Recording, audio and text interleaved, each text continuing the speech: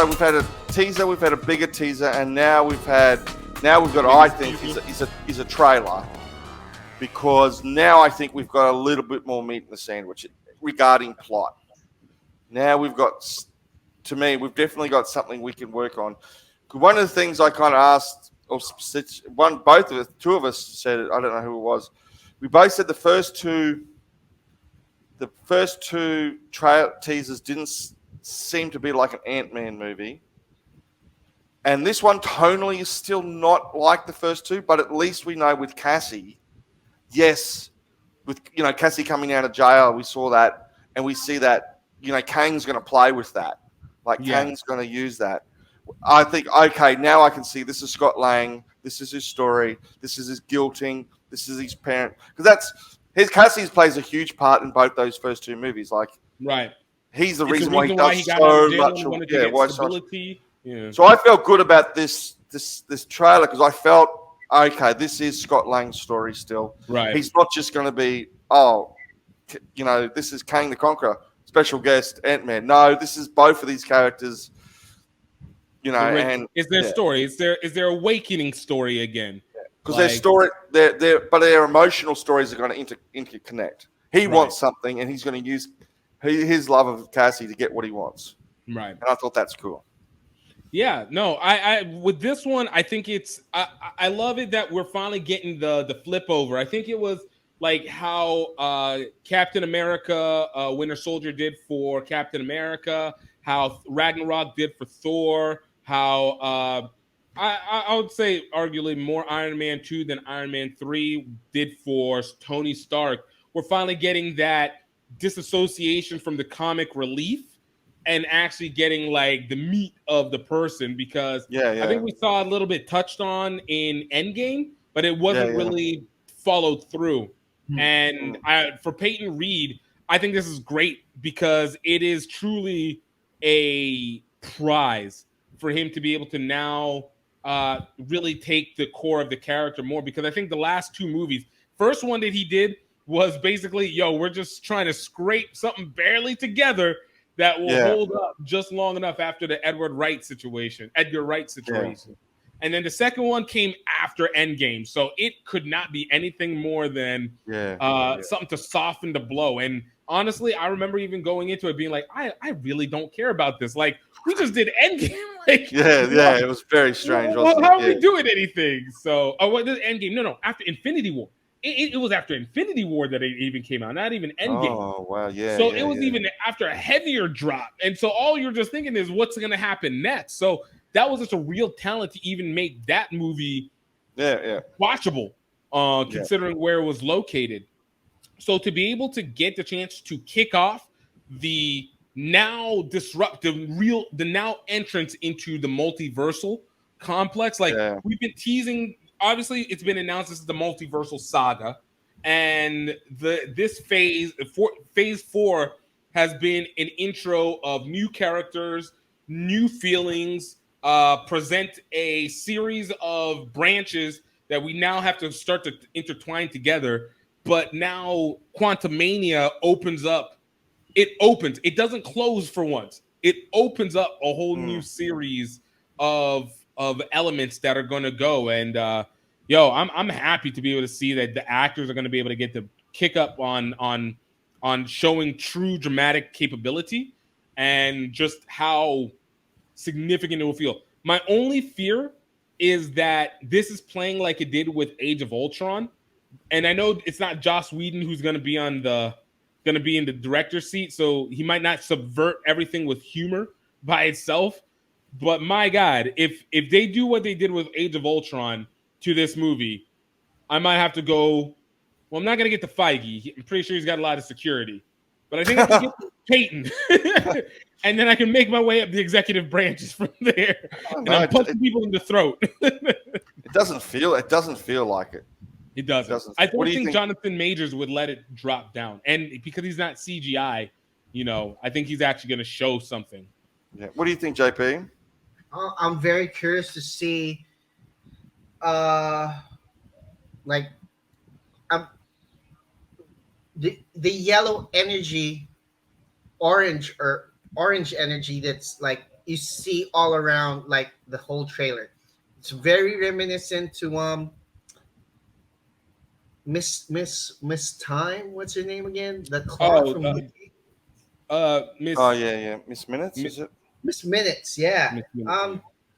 That's Yep, very that's curious. Like, That's his trademark. yeah.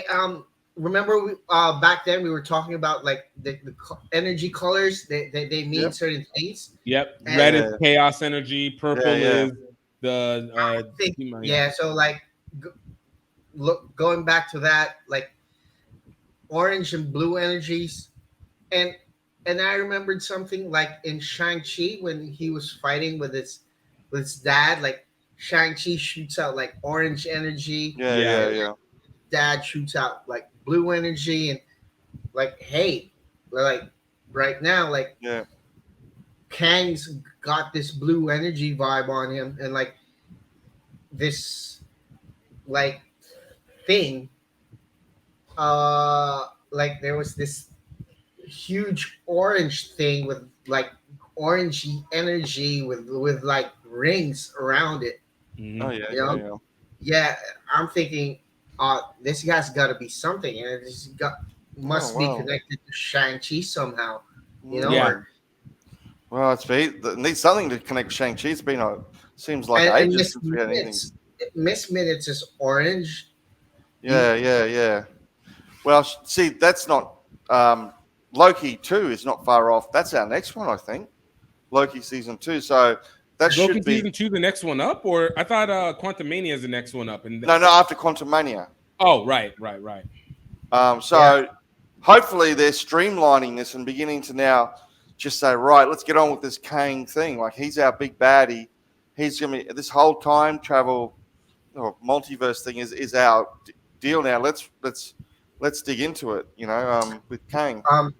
What I'm worried about though, because I'm not ready for it. It feels like it could be the end of Scott Lang. It's as if they're preparing Cassie Lang to take on the mantle and be Stature, or that other character she plays where she's like the Wasp. And I'm not ready for Scott Lang to go just yet. You know, I haven't heard many people talk about that, but it's really strong at the end of that trailer. Yeah. I thought it was really strong. That he says, as long as I don't need to win as long as we both lose. And that's hello. You know, I don't feel that we're getting the end of Scott Lang until after the Kang Dynasty Wars. Like after Secret Wars, I'll believe it. But beforehand, I don't foresee, because that's two characters that we've seen a teaser for their demise in their movies. First is Rocket. Now it's sounding like Scott Lang. It feels too easy. I don't trust anything that Disney puts out when it starts to feel too easy. Too obvious. But remember, that's the thing. They're the Avengers, not the Prevengers. The Avengers need something to avenge, right? And it feels like this is one of those things, and it's very like, you know, it's hinted, like Rocket's hinted, and in this trailer, Scott's hinted that the thing is, Cassie Lang she's been there since the first movie. She was there for the first two. She was in the Infinity War. She's been sitting on the sidelines for a while and now since we've also got the Wasp, do we need Ant-Man anymore? Like, did we even need Hawkeye anymore? Like, we've got these new Avengers coming up. We've got these new characters.